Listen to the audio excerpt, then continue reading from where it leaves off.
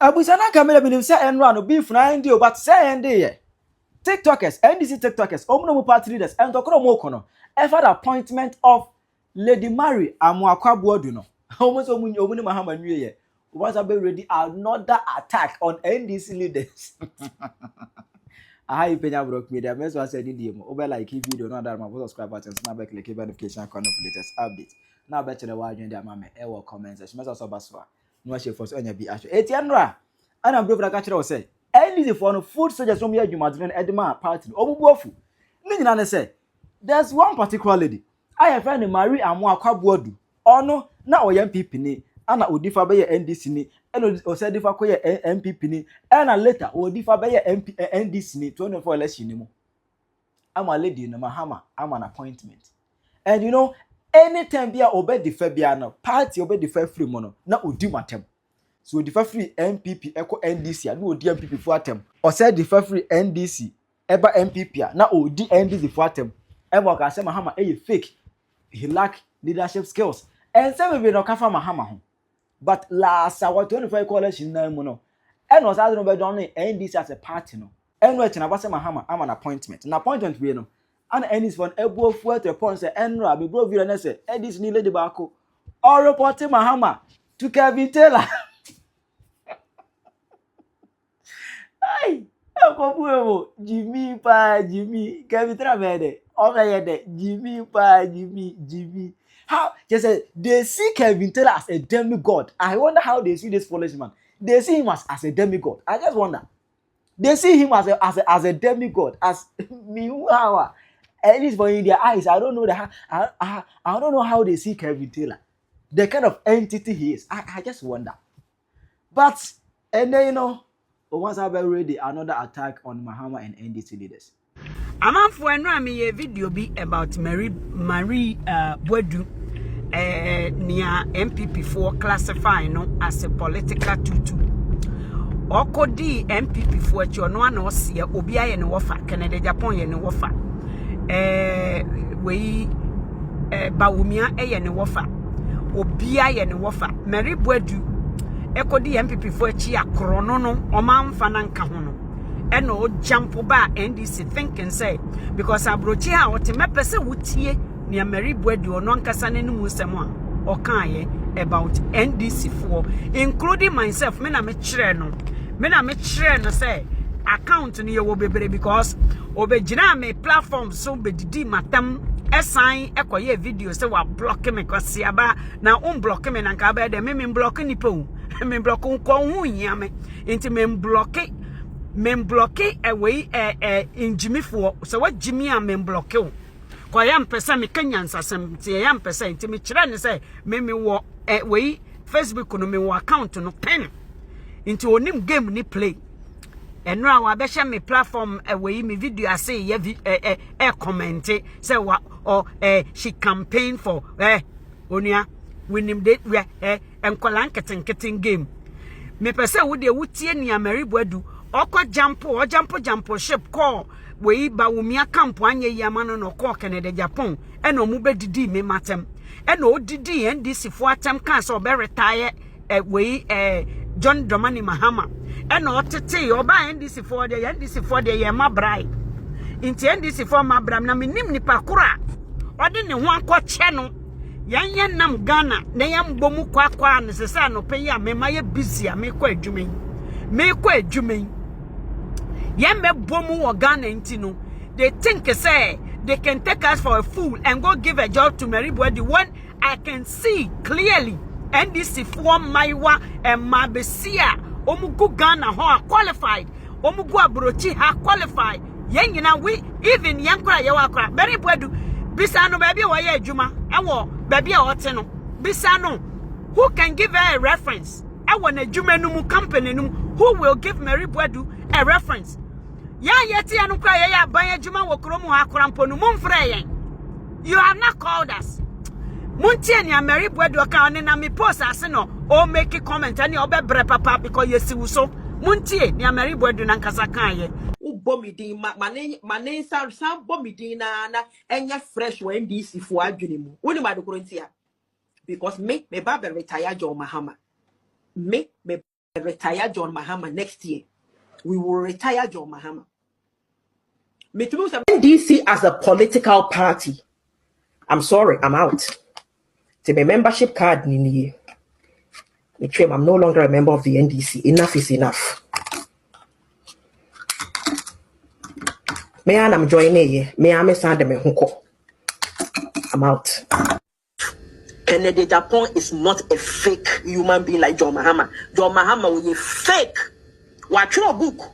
Or two on John Mahama. Or two watch your book. On to be good of a book no mabonting. On to be good of a book no ma. Sana no me catch them. Or two on watch your book. Or should Ghana for the book to me ma. Muko bisa John Mahama so on your book and a memoir. How one memoir da ho. On to me famba because you mushro. Mumisa Julius Debra. Sa se mi amike me boa. We say next week Saturday, God will raise stones to vote for Dr. Bawumia. No credit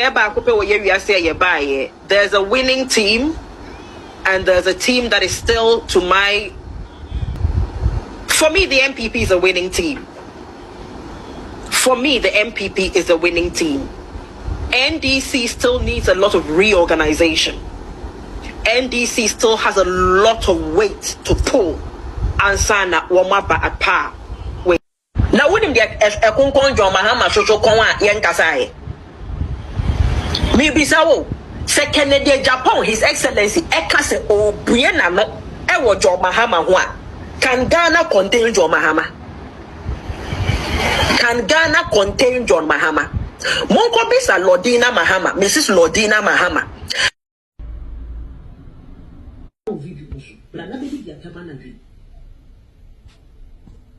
Now the mamenti say what di Kennedy Japan atem on platform so. Who di Kennedy Japan atem member be di John Mahama atem.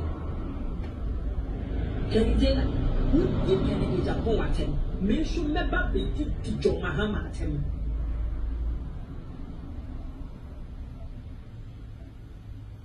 Now ko ka kire judge ne say enkurasefo bi no mo te semo na mo din sam fun wo UK ho no. There be mpese bi bisa mo say mo playmate ne me.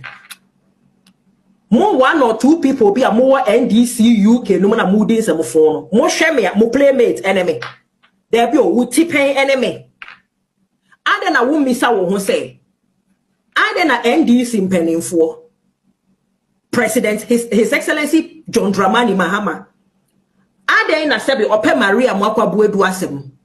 I then a MPP penning for Omope Maria Mwakwa Bueduasem.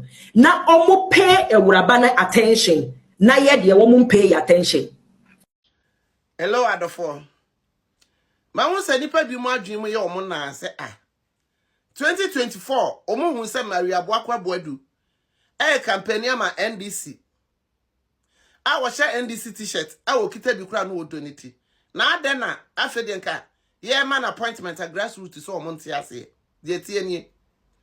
Maria Boakwa Boadu de ani wuo free UK ha. Eba Ghana so obe campaign ama NDC and His Excellency John Dramani Mahama na ordinary wadi na tamagu no hu fia twitwa ntrato no so no odi ani wuo so obe campaign ama no oba wan fasika amba o oba Ghana so oye campaign mu hwe wiga na hye no oni kapre obedru ye no obie momo ana wodi Mahama dimu ni NDC dimu ejiji sika enti ho na mpenyi for UK and Ireland for aso etiye ana omo se dabi esesa ye stop no momo na wode Mahama dimu ni NDC dimu ejije no ese ye stop no efisa ye tie baby yanka bi hyemu na wo gai kro ya wo baaye ana wo so wo fa ne akufo ado enti no won dwane MPP bi ento badwane NDC ana ye je wo fel so ana ye ma wo membership den card ana ye no wo ye campaign ye campaign 2020 na NDC ko opposition ana gai ya se dwane akọ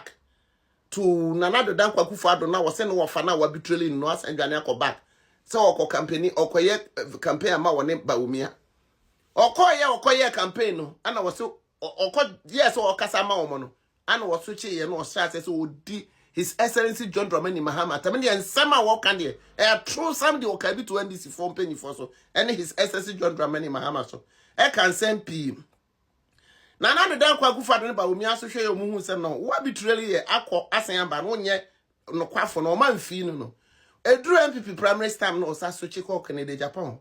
Ana Canada Japan ko no so amfi no. Ana odi ani wu atena se ya no hu say.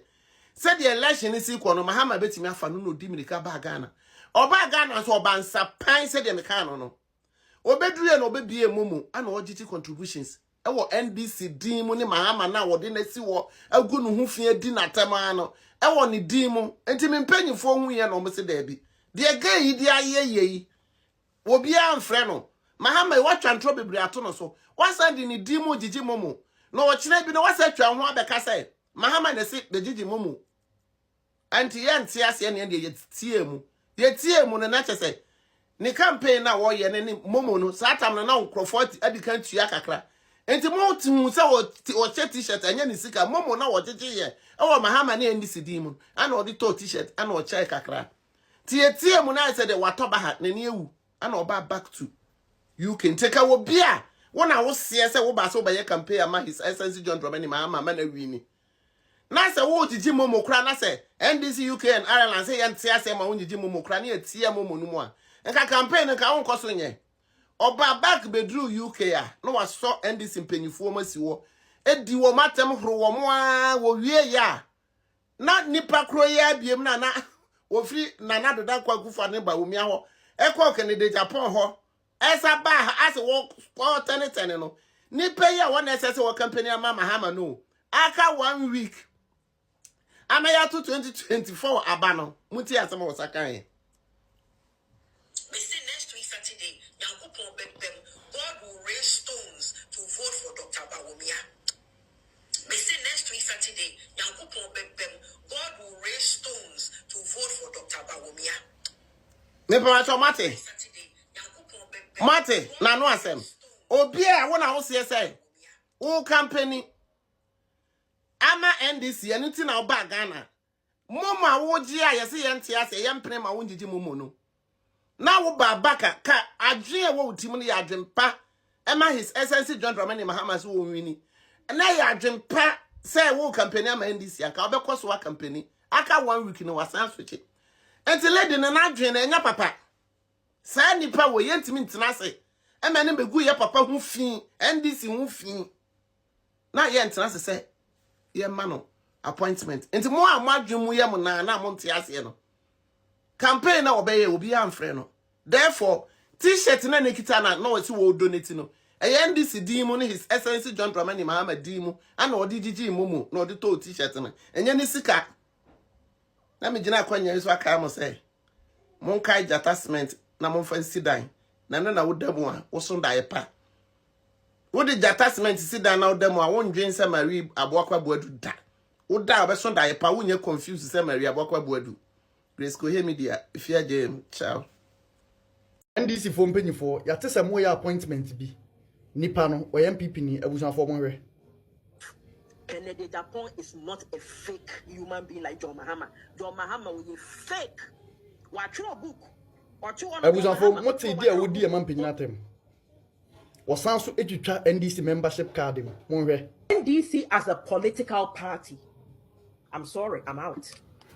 To my membership card I'm no longer a member of the NDC. abusanfo se mani tuya yesi mo yi no so onkoye yesi mo onkoye head of trade and tourism of France sana yetiye abusanfo obi a onye trusted person oye politics mo ahyawo ene okwa MPP ochena na oba NDC ene oba omia camp echena o Ken camp oye politics mo ahyawo onye trusted person yeso obeye campaign de ma JM ene NDC 2024 2016 o DJ matema 2020 yansa nya eno ofri NDC achi eno okoye ene nipa we asaba magina di man position ye ka kire mu ye be ma Ghana nyina hu sa appointment we baso a ne ye hu se MPP ni pure ena mo di appointment na koma no yenso so sa na ma we su the better ne say sa appointment we mu revoke yes ye ka kire mu se mu revoke ai sa appointment we entia se airtime NDC as a political party. I'm sorry, I'm out. To my membership card I'm no longer a member of the NDC. Enough is enough. May I'm joining you. May I miss me I'm out. Abusia eyezu na waje me so say eyeza. Ah, me wo hɔ na yɛde video wei asend me bebre. Adan a maame wei His Excellency John Dramani Mahama ne NDC a pointing ne say onkoye adwuma bi wo France abrochimam. And I'm say really? Dabio NDC for no obi do makwaduro so ana. His Excellency John Dramani Mahama me pacho obi akwatichiro wo du for biase ana because I don't get it. Or say oye nsu a ono onko wa hinam empanise nsu a do no ko wa hinam wei wase party no wanka ho bio wase wa free party no mo ton na wa free party no mu kwa wasuma aberewa ba bia ka aberewa de bahwe no nka fa no ho ban aduane no wosi wunni ya no awie amana ben wode wo chance eba yensa anwea na ngum ana yenkwati agyanan na ngum ma ona ka kire ze ye nipa bonefo wase party no onjoin biom ompayasem ye yenkwahwafo ye nimu nyansa enti ono oye out ono na de ne ho baaye ene ono ade ne ho kɔ na mu po bi ye pebe ma dina kwagina ko no a aboaje abuchi akura wodi mu ho kwa ena ade ne kwa kono na dabi wo po bi ama na hwe wo so a wo tamfo na asa koto tuo di aboba gum ma no se wanye fa hwe wo so a mistake be na ndisi fo mu ye Yesu Kratias yanko mu Judas bi wa ko bedwane mu ye Yesu mi bisamu je me ya ne se enye sa video no ko o hwe Ubo mi din mane sam bo mi din na enya fresh when NDC fo adwene mu woni ma de korontia because me ba be retire John Mahama me retire John Mahama next year we will retire John Mahama me to ya pemema he on san kwasi asem we bi na meka no nkwasi asem we bi na meka no we wuhia na so ma de ayese ponko bodam remu no aye ayi ni kiki se Mexican doctor wo hwe ayi ejanam ebe keka nkwasi asem se orore ba retire His Excellency John Dramani Mahama na ya pa bo bia ma na bo so na ma na tese bibi bo na tefre ya dabio na ya pa bo bia mo na hunahuna sebo a kwanche nkura ka ho ya dabi ya pa bo bi ama na hunahuna ko twa mansa ama na jai ayi de wo ye wo kwa yase a abotokura wa kra wo abotokura betuma gina nanim ya pa obi ama na retire His Excellency John Dramani Mahama ofre moto mu nwiti se wo ba retire Mahama na ya dabio maame no na adwuna fra topan na NDC for mesramo se munya nipa ba bia fa no nkwa wo de sa position mo ma na ho maame Grace ko he mo ti UK adwuma o ma ya boa party no o mo yam nso ye enti o mo tumi kwaye sa adwuma we ma ayi na ye NDC for bebre bi wa Ghana ha enti France wo no mo nti ye nya nipa ba akokora wo ho because some people before no mo dwene sasa sabonsam to mo nya nipa sabi enti ye nya nipa ba akokora wo France na dabio NDC for mo UK ne Ireland ne ayimu no ye nya obi ma ne nkwankwa represent dabio mo obi aye modura na obi di makobani ana because I don't get it na say ne ma wei hwe ne wei ne mfunu sakasifo Brazil wei no nyina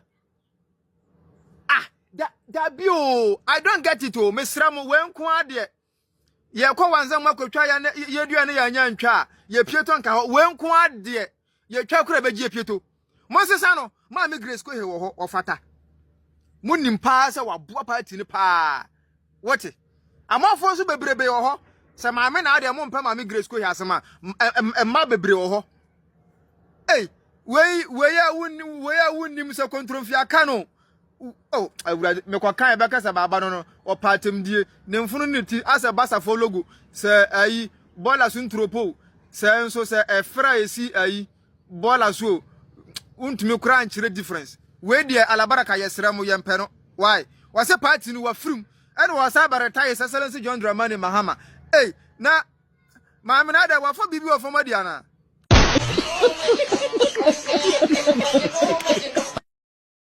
Chira wadwe mame ewo comment section. Ayi Penyah block media.